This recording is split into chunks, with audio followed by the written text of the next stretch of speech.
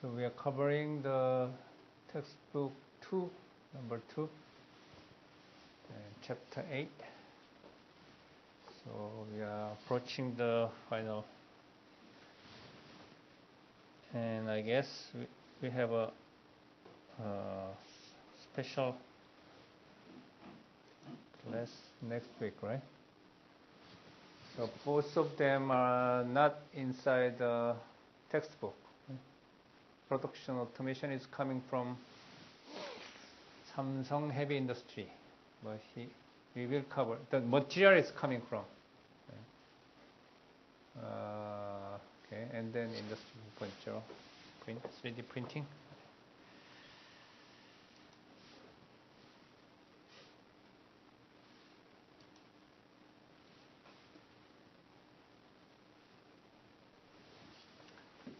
Right, and sound and acoustics, the basics.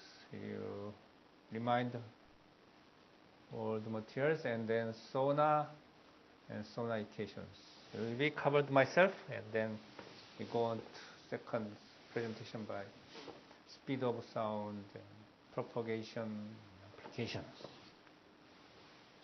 Right, sound is a mechanical wave, not electronical wave.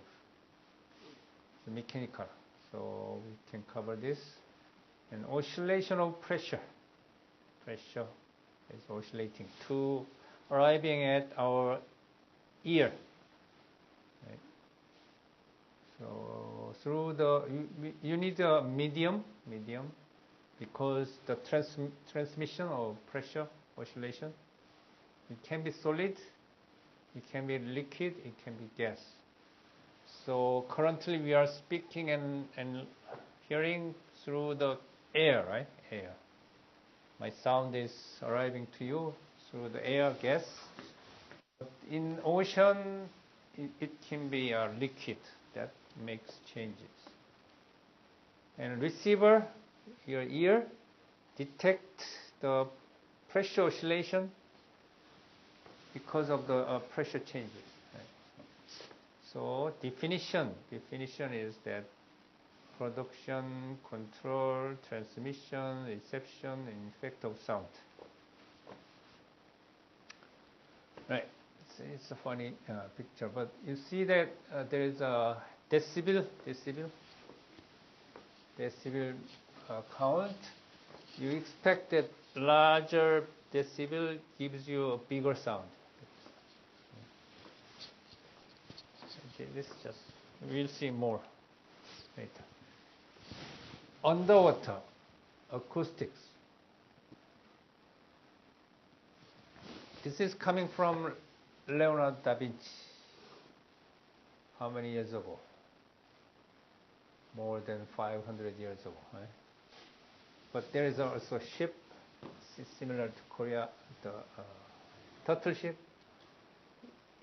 So no engine there. No engine at the time. Right? No engine at the time. But there is a ship. You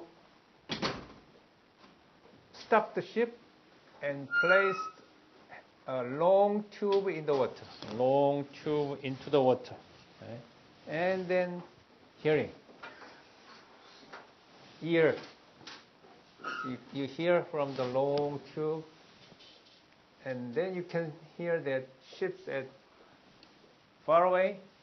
You can hear their movement, even though they do not have an engine. So you can expect that transmission through the water is better than through the air. Goes further because of density, something. Application area, sonar. Sonar is most important for Navy.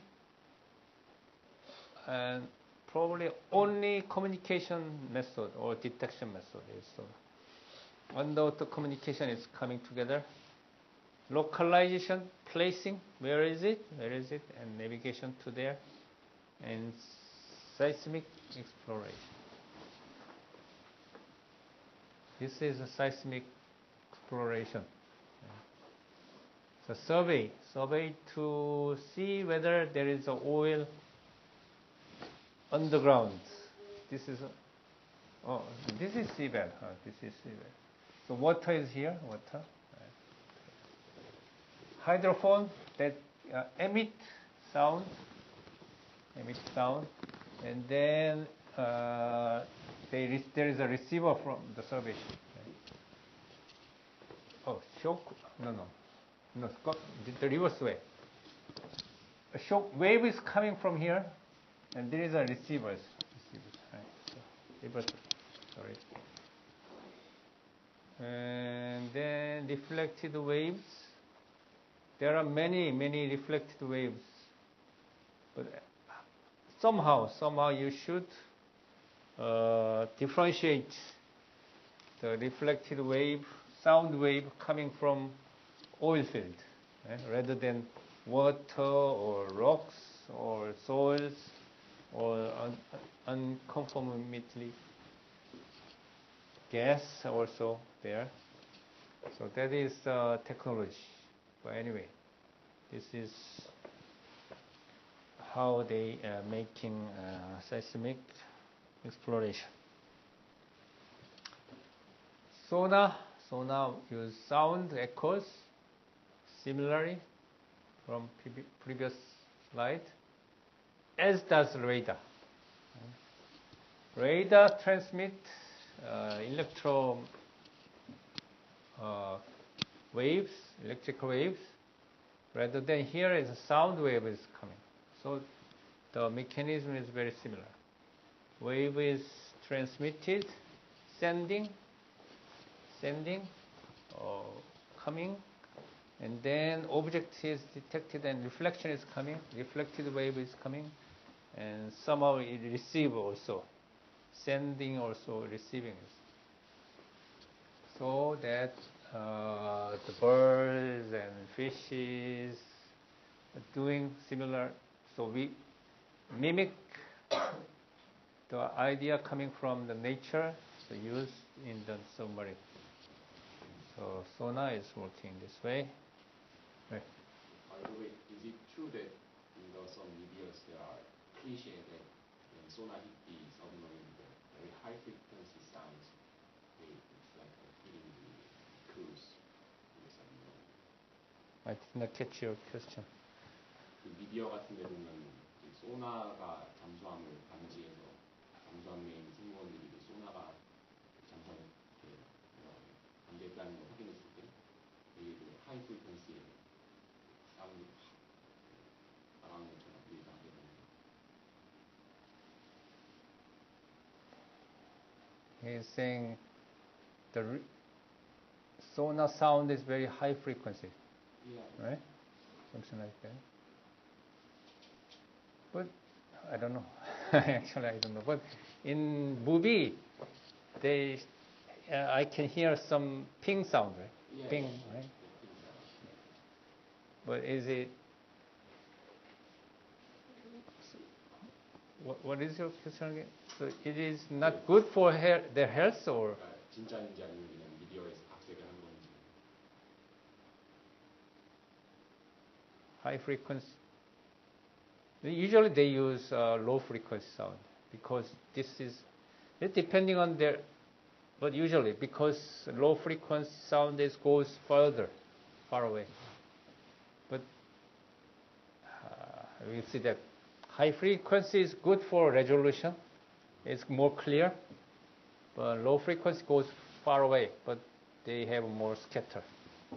So there are more noise when it returns back. So it's not easy to identify. But there's a pros and cons. So they may mix intentionally the low frequency and high frequency together. I don't know exactly, but that is my expectation. Anybody has more idea on this knowledge? Why sonar? Why not radar? Because of electromagnetic wave does not work inside water. Why not working? Because the attenuation or losses is very severe inside water. In air is okay, right? We are using electromagnetic wave for this smartphone.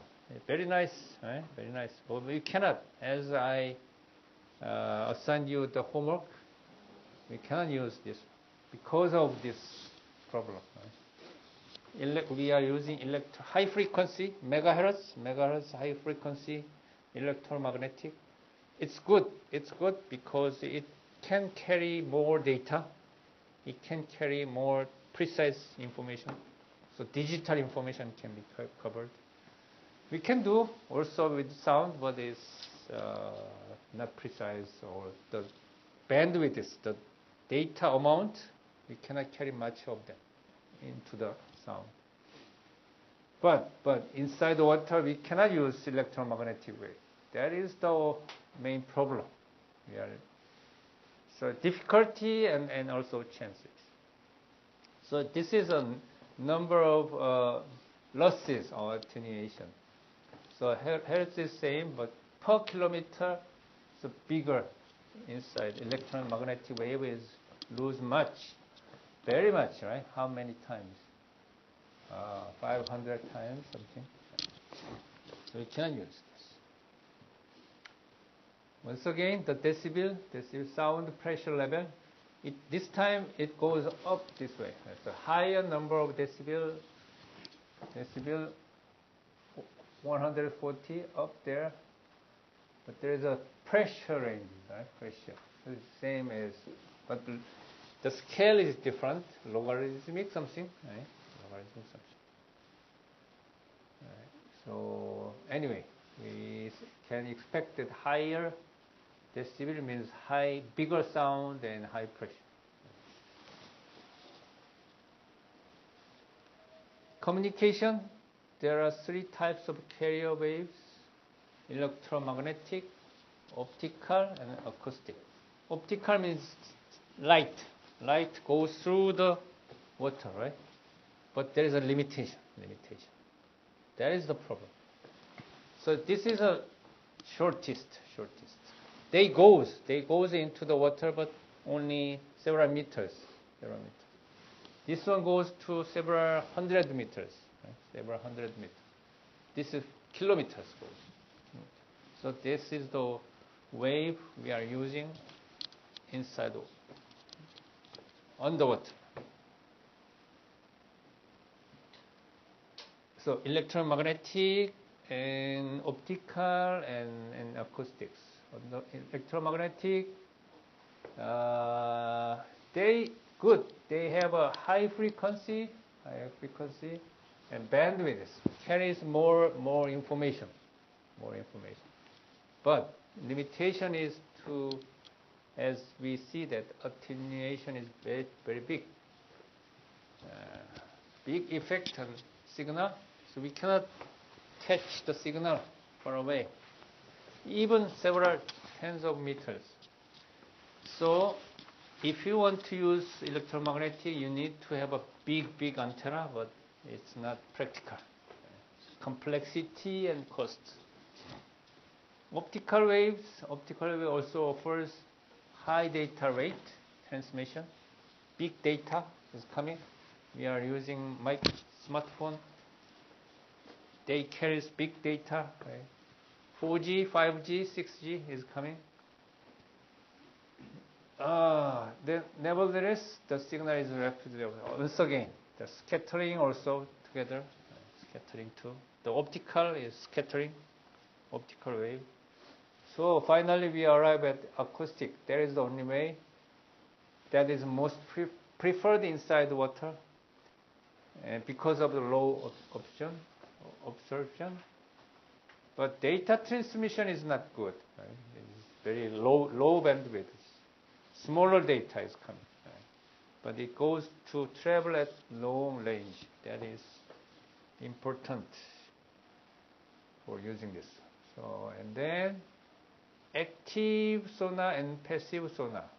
Active sonar and passive sonar. Active means we sending signals and then returning back signals coming. Right? passive sonar listens to sound generated by other ships and submarines.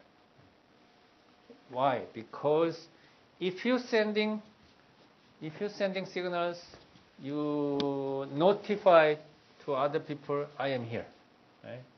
So for the submarines, they never send signals. They just stay calm and only receiving, right? To catch, to identify where is my enemy. So for the submarines, they have active sonars too. They have functions, but they do not use that. They only receive signals. Right? They only receive, because they want to hide and they want to identify enemy. So we're listening. And in our case, say RFID is very similarly operating. RFID.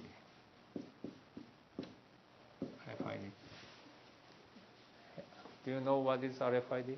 Have you heard about RFID? Nobody? Yes, one RFID.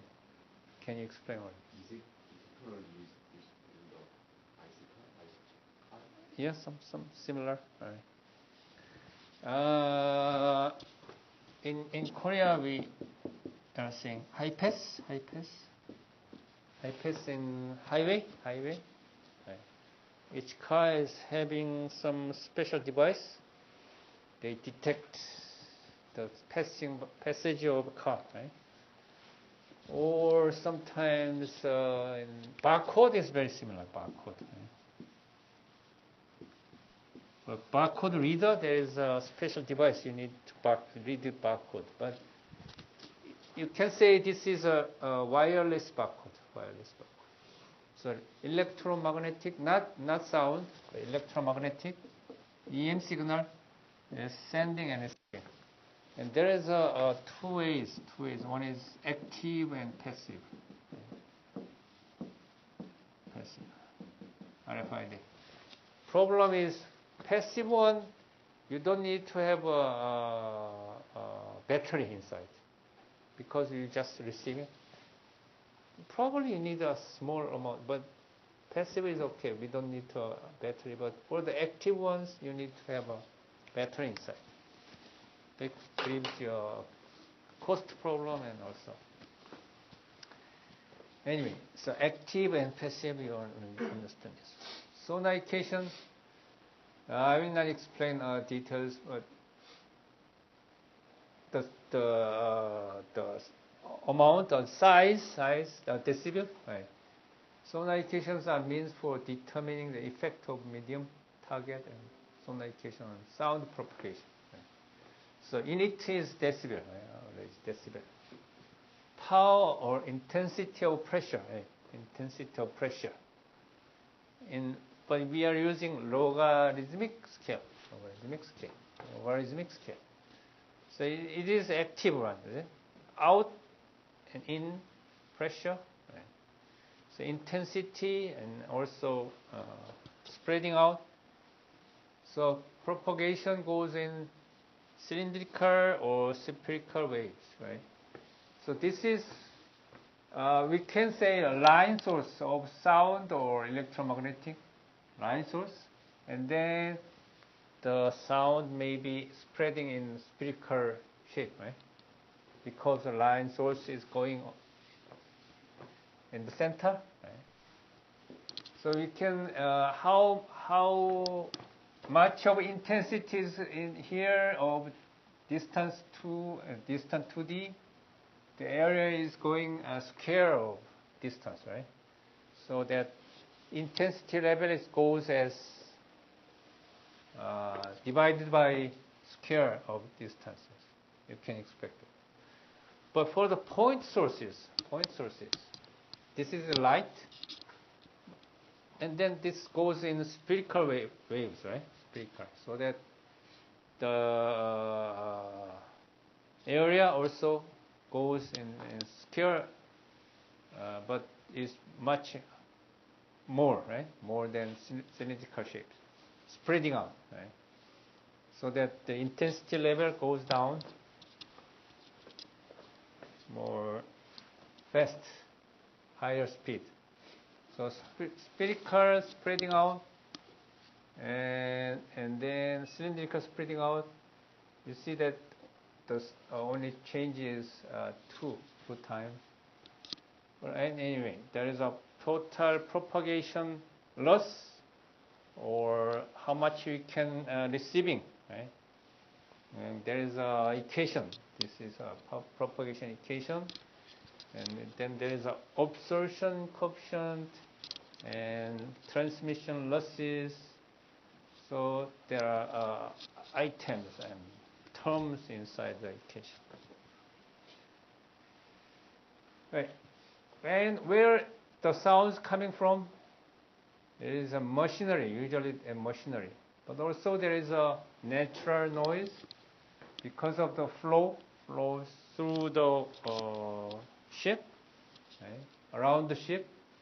And because this is coming from the shape and also the surface roughness. The fouling is surface corrosion, or some natural attachment to the surface. But anyway, that gives you noise, natural noise, and also mechanical noise. And cavitation is a special one. Because of the propeller, the pressure is fluctuating around the propeller surface. Right?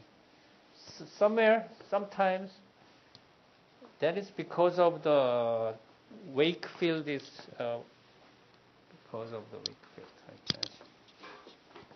See, the shape of the ship looks like this one from the behind. Right?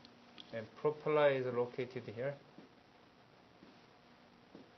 Right? From the behind, the ship. If you see the ship from the behind, the ship looks like this one. And water flow coming from the front of the ship is going through the ship body, right? So flow into the propeller blade is different because of the hull shape, right? So wake field is different. The flow speed into the propeller is different, but the propeller is rotating.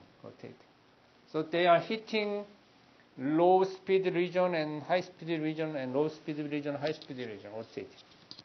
That gives you fluctuation of pressure into the speed and pressure fluctuation along the rotation of the propeller. That gives you sometimes in low pressure region, high speed region. Anyway, the cavity is coming. Bubble is coming. Bubble, because of low pressure, right? Low pressure coming from high speed of water. Anyway, bubble is created and then collapsed. That gives you big sound. When the bubble is collapsing, gives you big sound and also erosion there. But this looks like regular and steady, but it is not steady because it is rotating here. So wake field. Anyway, cavitation is that kind of complex phenomena, but that gives you big sound and also the erosion onto the surface of the propeller surface.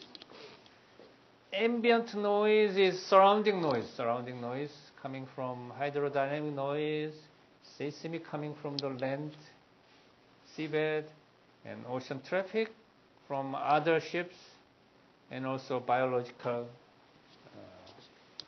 fishes and other animals. So this is a big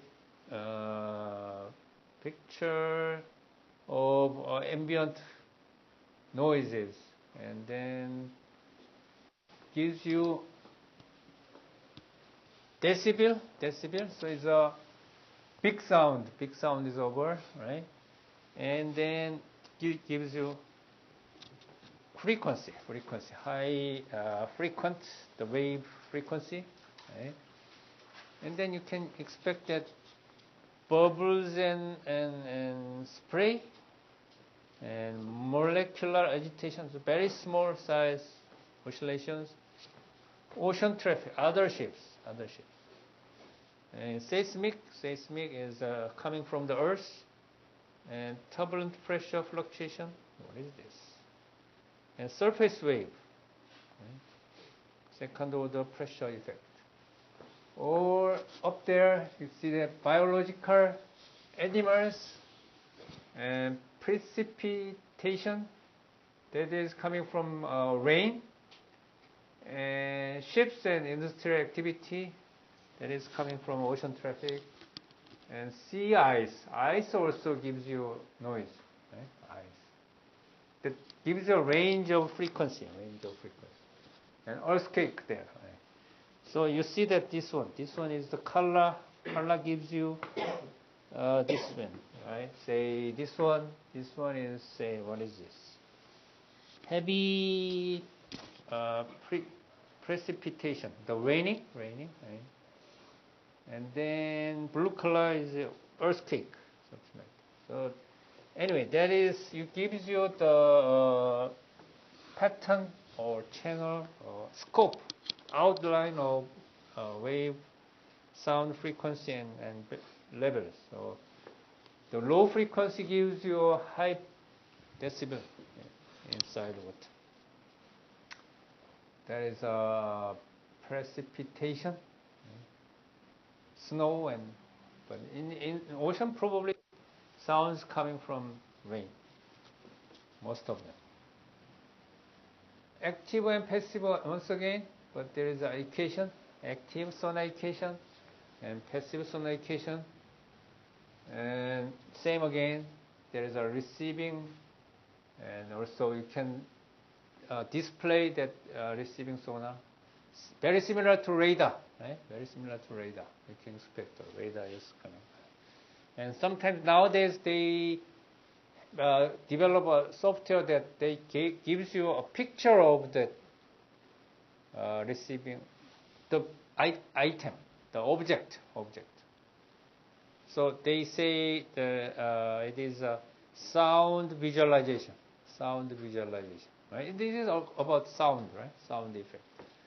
You can say sound visualization. They draw picture or 3D-dimensional picture out of the sound receiver. In old days, they only gives you a display. That is very similar to the ultrasound. If you go to the medical hospital, you have a ultrasound inspection, right? And in old days, they give you only two-dimensional sectional images, right? Nowadays, some hospitals gives you three-dimensional shapes of babies, right? So that is technology is visualization. Very similarly, they give you a three-dimensional sound visualization too. You see that the equation gives you these numbers, symbols of SL, ML, DI, DT, TL, TS is in the equations. Alright, so we can see in more detail. Question? No? Then we go on to next presentation. Who is it? Okay. Today I am in charge to complete the underwater acoustic lecture. Firstly, I will talk about the speed of sound. The speed of sound is defined as the distance traveled per unit time by a sound wave as it propagates through a medium. According to Newton-Laplace equation, the speed of sound is equal to the square root of the derivative of pressure with respect to the density, and it is equal to the square root of the bulk modulus over the density. The speed of sound increases with the stiffness and decreases with the density of the medium. In water, the speed of sound increases with temperature, pressure, and salinity, and there is an empirical formula made by Leroy, which and you can estimate with this formula the speed of sound. Here you can see two different profiles of temperature and the speed of sound with respect to the depth of the water. And if you look in the first figure, you can see that in the first zone there is the temperature is constant, then there is a high decrease in temperature, and in the third zone this decrease become lower. Instead, for the speed of sound, in the first zone there is a slight increase to do the increase in the pressure. Then there is a slight decrease because there is a decrease in temperature. But below 1,000 meters, the speed of sound become to increase because the increase in pressure overcome the effect of the decrease of the temperature. And the refraction. Refraction is defined as the change of direction of a ray of sound or light when it passes from one medium to another one, in which its wave velocity or speed is different. There is the Snell law that describes the relationship between the angles and the velocity of the waves. Okay, the deep sound channel is a horizontal layer where the speed of sound is at its minimum, and in that way it tends to focus on the sound tends to be focused between the negative gradient of the main thermocline and the positive gradient of the deep layer. So in that way the low frequency waves may travel thousands of kilometers before its dissipation. And according to some scientists, the whales can communicate each other using this deep sound channel.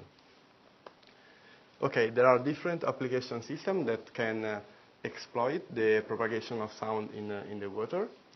There is the active echo ranging sonar that is an active sonar. So basically, there is the active echo ranging sonar creates pulse that are called ping, and then he listens for the reflection that are called echo. And this technology is used mainly for submarines, as you can see from the pictures. Then there is the multi-beam echo sounder that is a type of sonar used to map the seabed. And as it can be easily understood by the name, it sends simultaneously a lot of acoustic signals, and in that way you can have, compared to the active echo sounder, you can get more accuracy when you map the seabed. And usually these devices is located in the bottom of the ship. Then there is the side scan sonar that uses sonar device that emits sound, that emits conical or fan-shaped pulses, and compared to the multi-beam it's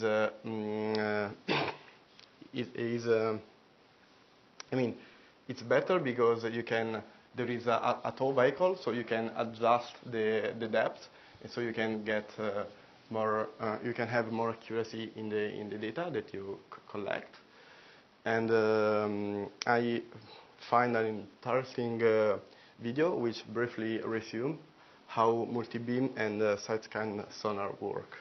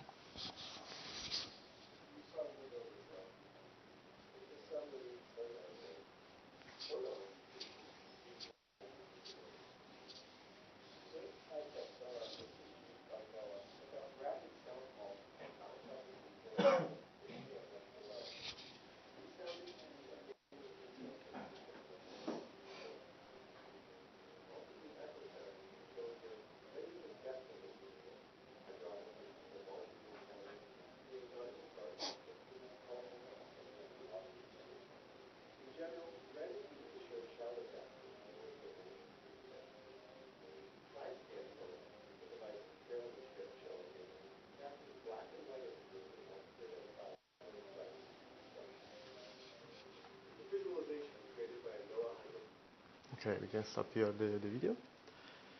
Okay, then there is the Subbottom Profiling system that are used to identify and characterize the layer of sediment or rock under the seafloor. And in Subbottom Profiling, a sound source that you can see here,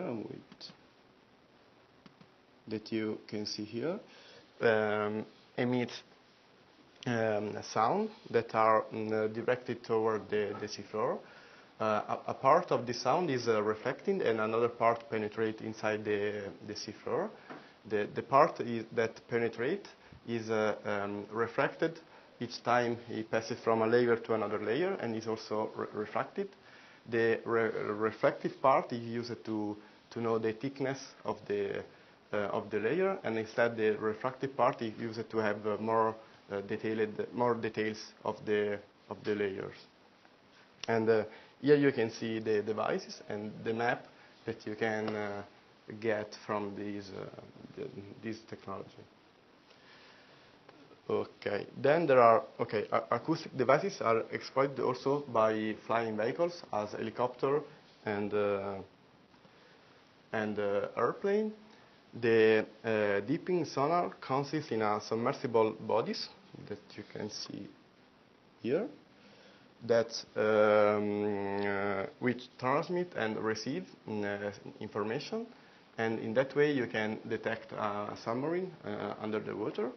And then the other devices is basically a buoy that is ejected from the airplane, and once it landed on the surface of the sea, there is a part who can float, so it can communicate with the airplane, and another part that go underwater, and there are some hydrophones that are able to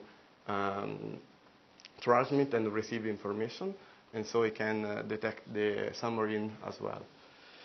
And then there is the underwater communication, that is a technique of sending and receiving messages below water. As we already discussed, in water it's better to communicate by sound waves instead of radio waves. And underwater communication is used to track underwater vehicles and divers. Here you can see two different acoustic positioning: the long baseline and the ultra short baseline. The long baseline system determine the position of a vehicle or a diver by acoustically measuring the distance to 3 or 4 transponders, and it has a really high accuracy. Instead, the ultra short baseline consists of a transceiver under the ship and a transponder that can be a ROV or a tow fishing, or can be positioned in the seafloor. The main advantage is that you don't need an array of transponder on the seafloor as you need in the long baseline, but you have less accuracy compared to the long baseline. Then there are also acoustic navigation sensors. One of them exploit the Doppler effect. Then the Doppler effect is the change in frequency of the received sound waves when there is a relative motion between the transmitter and the receiver of these waves. And you can use this device to detect the speed of sound of some object under the water. And instead, the imaging and the scanning sonar are used to get detailed image of object under the water. Then the underwater sensor devices can be used as acoustic surveillance system, and so you can get oceanographic data collect, or you can monitor the ocean pollution, or you can do offshore exploration. So you can, in that way, prevent some disaster. And thank you for the attention. I finish mine. Hello, I will lead the discussion session today. My first topic is about marine leisure industry. So in Europe and also around the world, marine leisure industry is developed enough that leisure boat is settled as a part of everyday life. And the related businesses are well developed that about 50% of the boat sales are done at the boat shows. So it is known that the worldwide market size of the marine leisure industry is about $48 billion per year, and which that is comparable to the size of the big ship industries, which is about $54 billion per year. However, the boat industry in the Korea is still very minimal, even though it is located in the peninsula, which is a very good environment for the marine leisure to develop.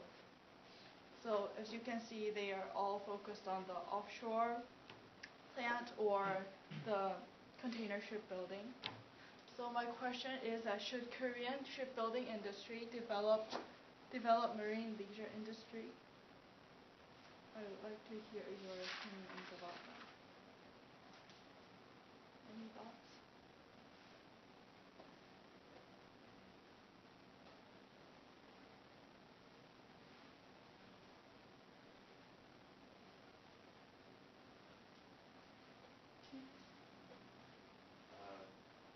I think it's a totally different way of building ships. So if they want to change the focus from the industry to leisure, then they have to make a lot of investments to build these kind of ships instead of the huge industrial ships. So I think it's a bit harder than it sounds to just change the focus to these small leisure ships. But I mean, if the industrial ships keep making losses for the shipbuilders, then they might really want to consider changing their focus.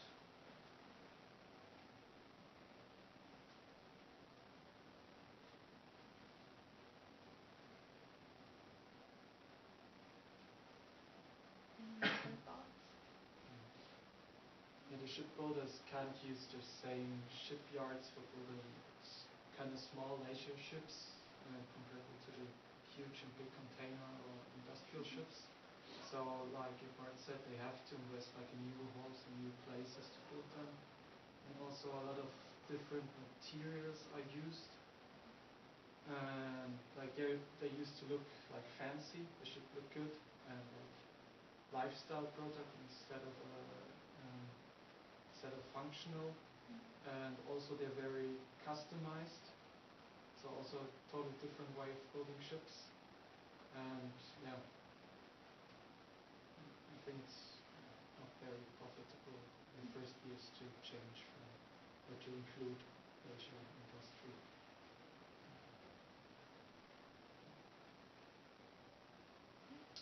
I want to say that also should consider that leisure industry, the market for leisure boats is much smaller than the market for offshore boats and container boats. So you also have to factor that in. It's about the same size. Is it? Sure. No. Is it? Really? It's slightly comparable. It's not that different. Alright. I just remember when I was doing my homework I found out that the leisure ship industry was smaller, but maybe we have different sources. Yeah, maybe. Yeah.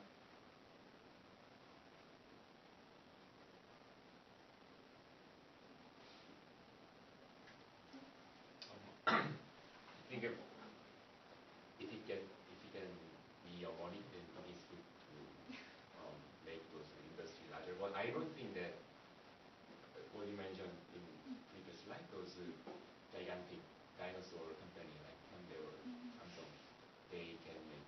I don't think they can make such a later ship. Yeah, but the design of the ship. Like the shipyards. They don't design their ships, they just build them. Yeah. So it's not their business to make them beautiful, they just make what is on the drawing. So what you mentioned is that because its design is usually outsourced, so it is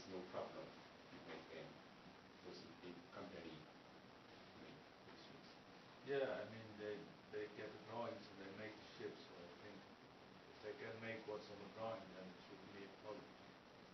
It's only a problem when they don't know how to make the bended glass or whatever. I think.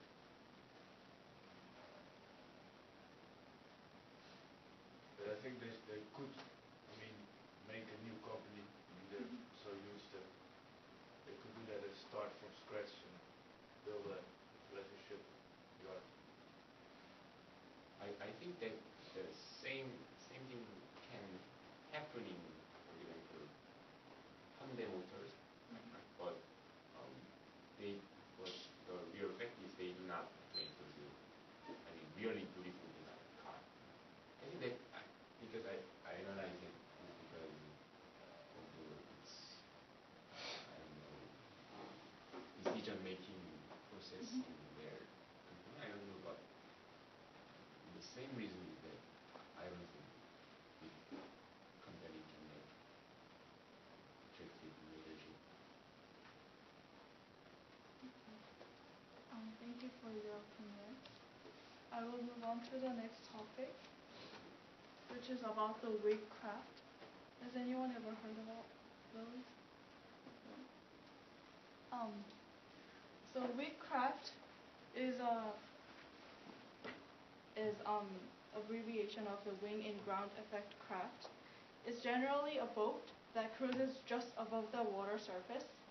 So it reduces its drag force to a minimum so that the speed exceeds this about 60 knots. So the 60 knots with the conventional marine craft, it would have to consume very much fuel. So with the wig technology, it reduces the drag to a minimum by eliminating the hydrodynamic drag. So I would like to talk about the advantages and disadvantages of the wig craft. What do you think it will be?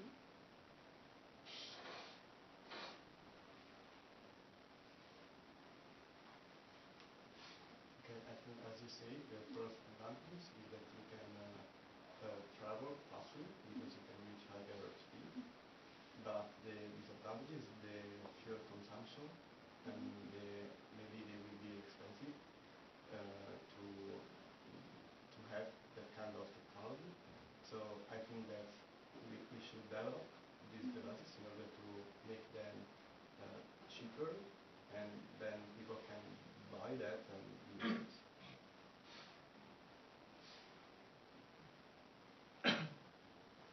I think you meant that like the fuel consumption is better for these kind of ships than to normal ships, so you can reach higher speeds with less consumption.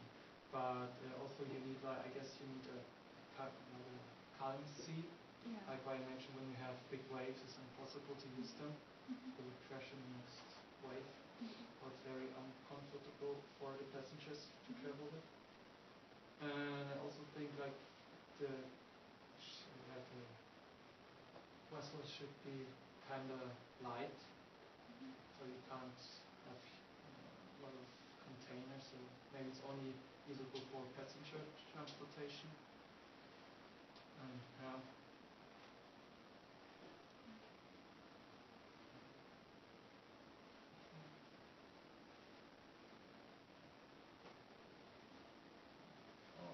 Compared to the ordinary planes, I think the threat for the accelerating the plane, so it will be more efficient. We will have more efficiency on the mission.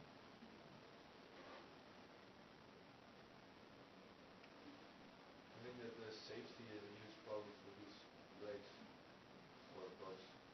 Because I've seen the races of the fast speedboats, and with the slightest steering error or wave, they crash hugely.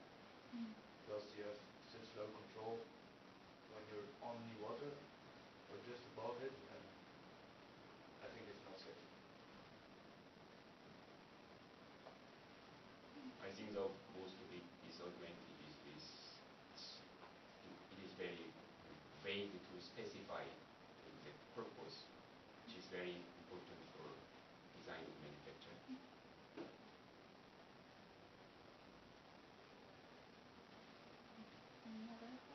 I also think that the big crafts, they cannot be that big. I mean, compared to a big passenger ship, they cannot take anywhere near as many passengers as big passenger ships, because they have a lot of space restrictions, because they're pretty much has the same shape of an airplane.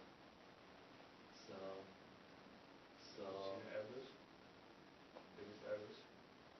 yeah, Huge. yeah, we can take a big passenger ship.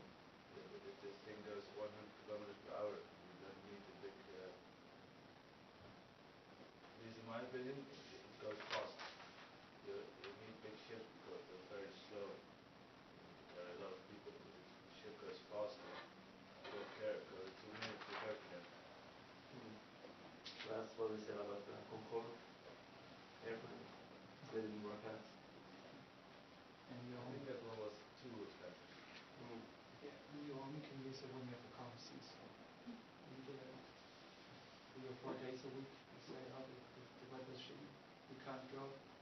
The ship doesn't matter as far as the huge waves. So Yeah, I think it's more like a safety is, luxury thing than commercial use thing. Okay. These are the advantages and disadvantages I thought of. First, it can travel further on the same fuel and with the same payload as an aircraft. So it is much faster than the ship. So it enables the wake craft to fill the gap between the low-cost, slow sea freight and the fast yet high-cost air freight. And also, it does not require any fixed runways, operating from water or in amphibious mode. And they are exceptionally environmental friendly due to the low use of energy. And the fuel consumption is like almost half of the aircraft with the same power. However, Wheatcraft is very weak to high waves, so it can't fly over the high waves. So it has been tested only at the calm seas. And safety in the wing in the longitudinal direction is very poor. So to overcome this weakness, it needs wider tail wing than the aircrafts. And also it causes tremendous noise when operating, so it is one of the disadvantages. And the most important thing is that it can't operate under bad weather conditions. So during the Cold War, the Soviet Union has built a giant Wheatcraft, but it didn't really use it because it can't operate under the bad weather. So yeah, that's it for my discussion. Thank you for participating. I was just wondering, do you know how much faster it travels than a normal ship? 100 Actually, the ones that Soviet Union built, it could go up to like 500 kilometers an hour. It could go pretty fast.